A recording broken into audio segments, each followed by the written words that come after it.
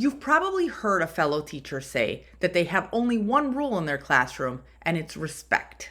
And the question I'll be asking in this video is it really though?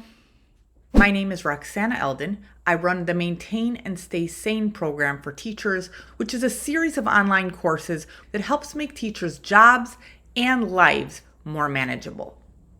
There are a few reasons why over the years I've been very critical of this idea of respect being your only classroom rule. And the first reason is that it is not your only classroom rule. If you are being honest with yourself, you do have strong feelings on a few things like coming on time, coming prepared. I'm sure you have some feelings about what you would like students to do with their phones or other electronics while they're in your class. You probably also want them to wait until you're done giving instructions before they walk over to the pencil sharpener and loudly sharpen their pencil. Now, if you're a newer teacher, you may not know all of your preferences for all of these things, but that doesn't mean that you don't have preferences. If you'd like some basic classroom rules that you can use as a starter set, you'll find my 6 basic classroom rules for new teachers linked in the description below this video. You'll also see a link down there to sign up for my free classroom management troubleshooting guide. So again, the first reason that respect is not your only classroom rule is that it's just not. The second reason is that the word respect can be very open to interpretation. Does it mean no cursing? Does it mean don't interrupt? Does it mean don't smack your lips and curse under your breath because your teacher reminded you not to interrupt?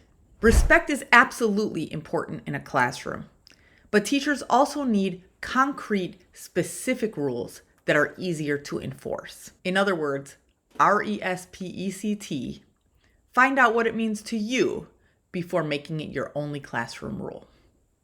My final issue is that respect can be quite the triggering buzzword. In the category of unhelpful and obnoxious things to say to a colleague who's having a bad day, saying, maybe your students don't respect you, is right up there with, well, that would never happen in my classroom. There are certain statements in teaching that sound helpful on the surface, but if you scratch a little bit deeper, they are often a way of making yourself feel good at someone else's expense.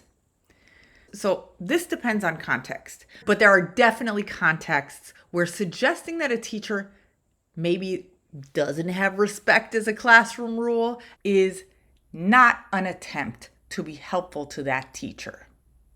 I've been working with teachers for 20 years, and those have been my 3 biggest issues with the idea of respect being the only classroom rule. However, I have softened my position on this over the years, and part of this is from talking to some very good teachers who do have that as their only classroom rule, and it works for them. I would say overall, though, this has less to do with the definition of respect and a lot more to do with the definition of rule. And I will talk more about that in another video coming soon. See you there.